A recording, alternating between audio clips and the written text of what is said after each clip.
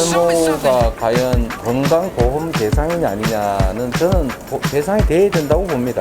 신체 완전성이라고 하는 게 매우 중요한 가치인데 저는 이미 숨었습니다.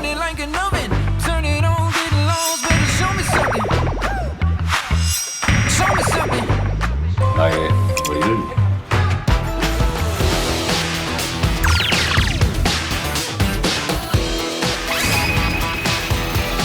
이재명 후보의 탈모 공약은 모퓰리즘이다. 네, 윤희숙 전 의원이 탈모 보험 적용을 비판하면서 한 발언입니다. 윤희숙 전 의원의 감정받을 발언, 감정가 지금 바로 매겨 주십시오. 3만 원대 2,250원. 네, 자 의미를 한번 좀 들어볼까요? 모퓰리즘. 네.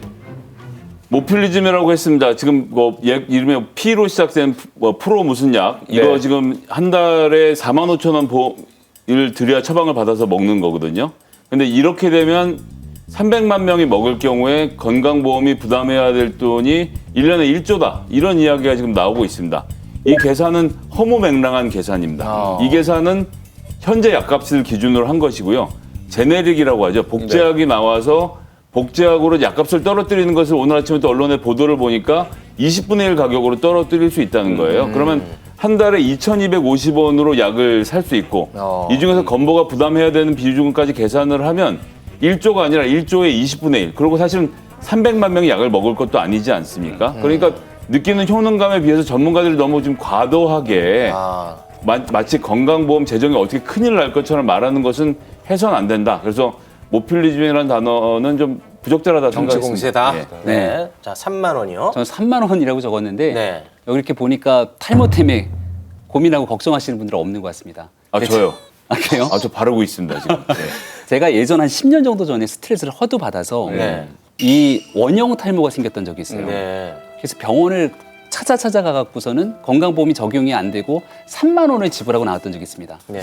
큰 돈이 아닌데 그 3만 원을 지불하고 나오면서도 굉장히 이 돈을 지불하는 게 맞는 건가에 대한 생각이 여러 가지 들면서 이게 분명히 스트레스를 받고 생기는 탈모에 대해서 누가 나를 좀 신경 써줬으면 좋겠다는 생각이 들기도 했습니다. 네. 그러니까 탈모를 돈과 경제적인 요건으로 생각해서 얼마든지 비판할 수 있는데 탈모를 직접 경험하고 있었던 사람들의 마음에서 생각해 보면 이 발언으로 사람의 마음을 해칠 수도 있거든요. 아, 적절치 못한 그래서 저는 발언이다. 윤희숙 의원이 얼마든지 경제학자로서 재정적인 문제로 이 문제를 언급할 수는 있겠습니다만은 이 스트레스를 받으면서 탈모 때문에 고민하고 있는 분들을 생각한다면 한 번쯤 돈보다는 네. 사람의 마음을 생각했으면 어땠을까라는 생각에서 그 실제로 지금 과거의 이 경험을 좀 적어봤습니다. 탈모 정책이요. 예.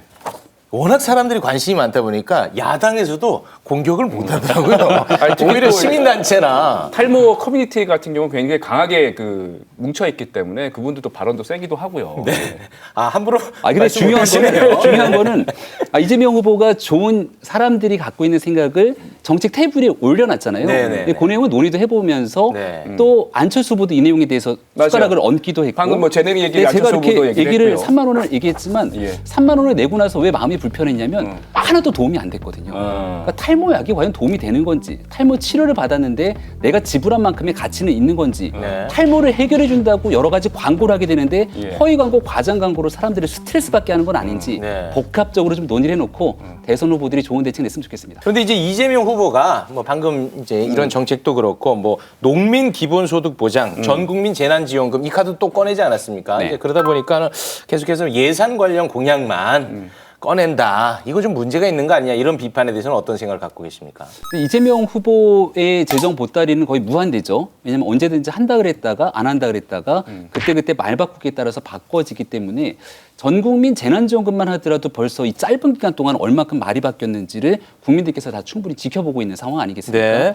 이제 시간이 좀 어느 정도 지나게 되면 정책에 대해서 공약 가계부를 비롯한 많은 내용들을 보여드리게 될 텐데요. 이재명 후보가 그동안 쏟아냈던 말들 좀 정리하고 정돈해서 전체적으로 어느 정도의 재정을 갖고 국민들께 보여드릴지를 답을 줄 때라고 봅니다. 네. 예, 좀 일단 농민 기본소득 얘기도 나왔는데 뭐 여기 복잡하지 짧게 하면 RCEP, TCP, TPA 이런 것 등을 통해서 우리가 동남아 시장도 지금 뚫어서 동남아에도 엄청나게 물건들 많이 팔려고 준비하는데 그쪽에서 자기들 팔 게 망고 뭐 이런 것들밖에 없거든요. 그래서 우리나라 과수농가가 또 피해를 입게 생겼습니다. 네. 우리나라 수출을 하면 할수록 농가들의 피해가 자꾸 커져요.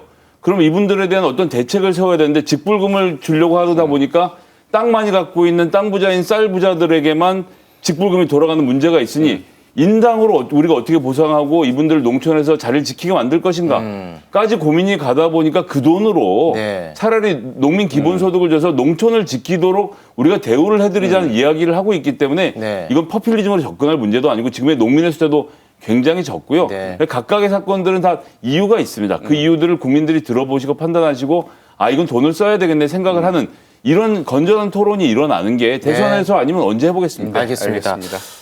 Stay